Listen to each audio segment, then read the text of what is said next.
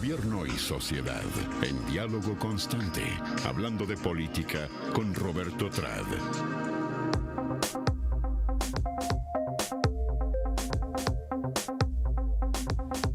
Y estoy con mi querido Roberto Trad esta mañana, a quien saludo con gusto, mi Robert. ¿Cómo estás, Pedro? ¿Cómo amaneciste el día de hoy?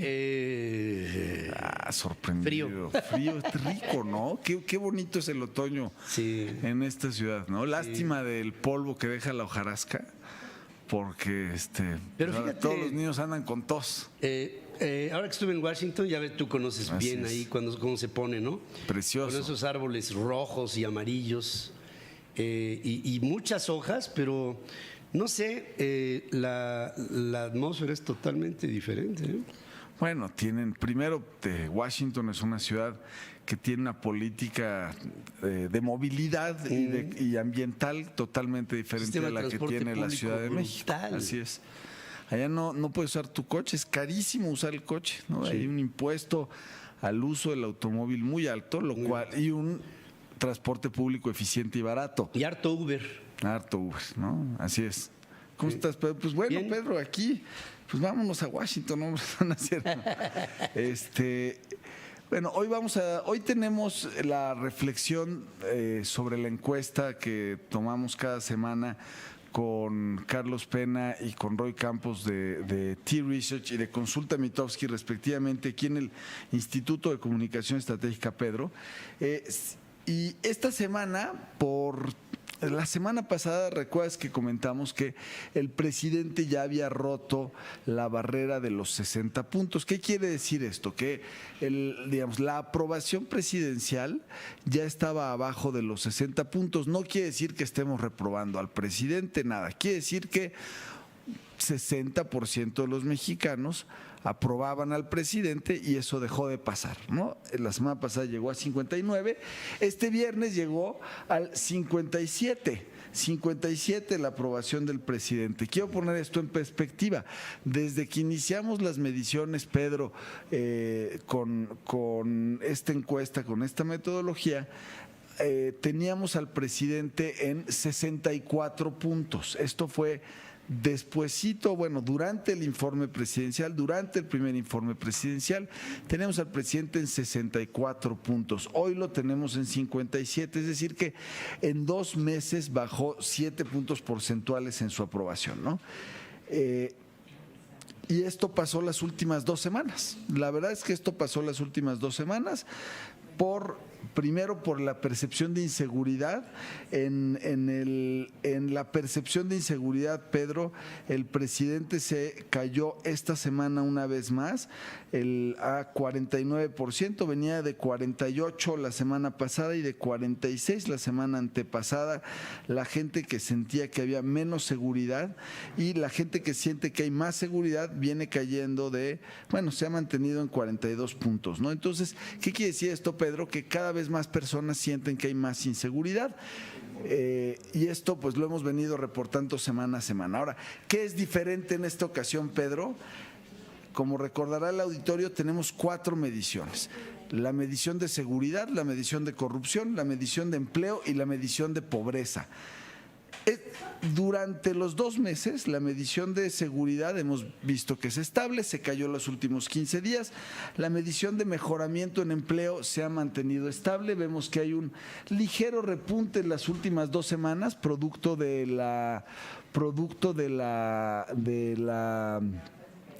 nueva campaña que trae el presidente. Yo creo que se dieron cuenta y empezaron a mandar todos estos mensajes de certidumbre a la inversión y tal para tratar de impactar en esa variable, ¿no?, de percepción.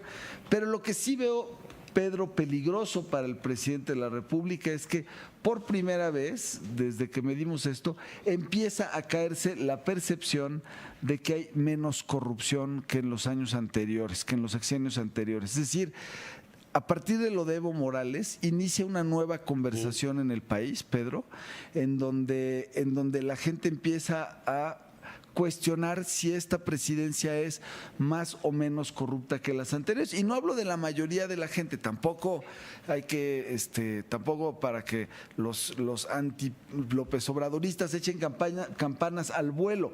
Se cae 4 puntos, se cae 4 puntos en el índice de percepción sobre corrupción el presidente. Y se cae 4 puntos porque para mí el tema de traer un mandatario extranjero a vivir al país con recursos públicos, si bien es algo que, como yo mismo defendí la semana pasada, puede ser normal y puede estar dentro de las, digamos, dentro de la normalidad de un gobierno democrático como el mexicano, incluso como algo positivo, Pedro, la manera en la que se ha comunicado es desde la patrimonialización de lo público. El presidente sale a comunicar esto como si el país fuera suyo, ¿no? O sea, como yo decido traer a Evo y yo decido los recursos públicos, y me parece que el discurso de patrimonialización de lo público, es decir, cuando el presidente se presenta como dueño de México, como dueño de los recursos de los mexicanos, es lo que le está afectando poco a poco al presidente. Y es algo que repite consistentemente del presidente, no solo en el caso de Evo Morales, absolutamente en todos los casos, Pedro, con el tema del aeropuerto, ¿no? Con el tema del Tren Maya, con el tema ahora del presupuesto de egresos. Es decir, el presidente ya está trascendiendo su discurso de transformador, que es normal y fantástico y tal, pero en ese discurso de transformador está patrimonializando lo público, y me parece que eso le puede hacer mucho daño a su reputación y le puede hacer mucho daño a su legado, porque eso es precisamente el tipo de discurso que tiró a Evo Morales al final de sus extraordinarias 14 años de administración, si lo ves desde la perspectiva de los números, ¿no? Entonces, para mí, lo que está poniendo en riesgo el presidente, lo que está poniendo en riesgo al presidente en este momento es su propio discurso de patrimonialización de lo público. Ahora, fíjate, tú sabes mejor que yo, el poder desgasta. O sea, de salida, cualquier enclave de poder desgasta, a menos de que seas un estadista de unas proporciones históricas, o sea, un Gandhi, ¿no? Que el pueblo va ganando confianza en él en la medida que van avanzando las metas que se proponen. Ahora, las metas que se propone México a través de la Cuarta Transformación van por la vía de la igualdad y la vía de la... Yo creo que ahí está la disquisición. O sea, primero los pobres, órale, vamos a regalar lana, no nos gusta, pero órale. Hay una tendencia a que la gente tenga más dinero en el bolsillo. Pues yo veo los indicadores de índice de confianza del consumidor, veo los indicadores de capacidad de consumo del mexicano, veo la precarización del salario, no obstante los esfuerzos laborales, y me doy cuenta de que el país pues tiene un crecimiento que vamos a acabar en menos de cero. Y los resultados siguen dando para el presidente un solo comentario: me interesa el bienestar y no el crecimiento económico. Bajo esa perspectiva, creo que hay una disparidad entre los objetivos que pretende, porque si vas a... Mira, China sacó a 400 millones de personas de la pobreza y les puso una clase media, pues subiendo la economía y subiendo la actividad económica, quitando trabas, problemas en todos los órdenes para poder invertir. Cuando empiecen a llegar los resultados de la inversión extranjera directa, nacional y extranjera, a finales de este año y a principios del otro, nos vamos a espantar. Ahora, eso en cuanto a pobreza, Pedro, que todavía no vemos en los indicadores de percepción, todavía no vemos que el presidente se le empiece a caer esa variable, ¿no? Pobreza, combate a la pobreza, o la percepción de que estamos bien por el camino del combate a la pobreza, no se le ha movido al presidente. Estas 2 semanas lo que se le ha movido al presidente es la percepción de que vamos por mal camino en términos de combate a la corrupción. Se cayó poquito, se cayó 4 o 5 puntos, pero son 4 o 5 puntos que te empiezan a marcar tendencia. Y yo creo que son 2 fenómenos que vimos: la manera en la que trajeron a Evo Morales y la manera en la que impusieron a Rosario Ibarra en la CNDH. Sí. Y ambos casos, Pedro, en el discurso del presidente ya pasó de ser el líder del país al dueño del país en la forma del discurso. Y aquí, pues forma es fondo, Pedro. Y yo pienso que se les están yendo las formas en el equipo de comunicación del presidente. Y fíjense, amigos, de los análisis que derivan de lo que está diciendo Roberto. Viene un reporte de crecimiento cero y entra Culiacán a la escena. Y ¡pum! Se acabó el tema del crecimiento y entró Culiacán a la escena.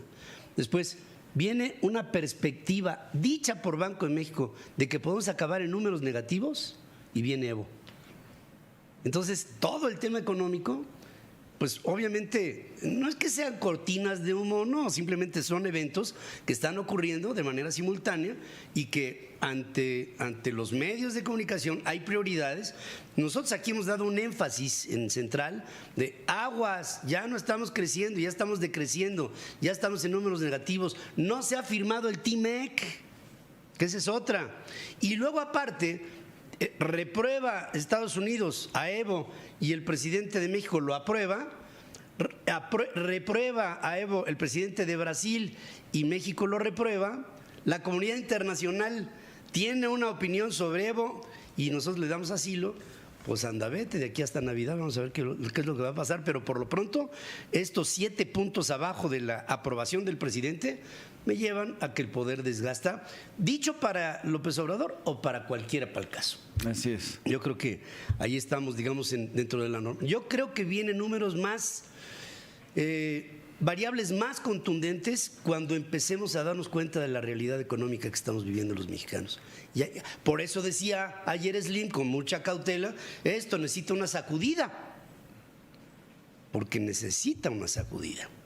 Gracias, mi Robert. Gracias, querido Pedro. Gracias. Querido Beto, buenos días. ¿Feliz qué? Pues feliz Feliz día. y resignado Feliz. martes. Hay que echarle ganas, hay que echarle Oye, ganas. hablando de esto, el presidente de la República en su conferencia de prensa de esta mañana informó que hoy o mañana se estarán dando a conocer la información sobre el comercio internacional, sobre los la datos balanza, de inversión los datos de inversión extranjera en Así nuestro es. país, que han caído fuerte en sus primeros meses de gobierno con la desaparición de ProMéxico, del Consejo de Promoción Turística. Hoy, dice el presidente, vienen muy buenos datos y le ayudará mucho el Buen Fin. Le ayudará creo que mucho sí. para reactivar la economía. Al final. Por y lo menos decir, en los miren, números. en los Lo que pasa es números. que aquí acuérdate, pero siempre estamos en dos terrenos, ¿no? El de la percepción y el de la realidad. Yo me muevo en el de la percepción, el de la imaginación. Lo mío es más parecido a la literatura fantástica que a la ciencia, ¿no? Sí. Ahora, desde la literatura fantástica, decirte que al presidente se le van a alinear los astros para dar buenas noticias. Tuvimos récord en remesas, el Buen Fin, o sea, mañana va a dar datos otra vez en términos de la mitología presidencial. Mañana va a dar datos muy buenos. ahora, Hay que ver cómo se refleja. Cuando tenemos récord en remesas, quiere decir que la economía norteamericana está poca madre, ¿no?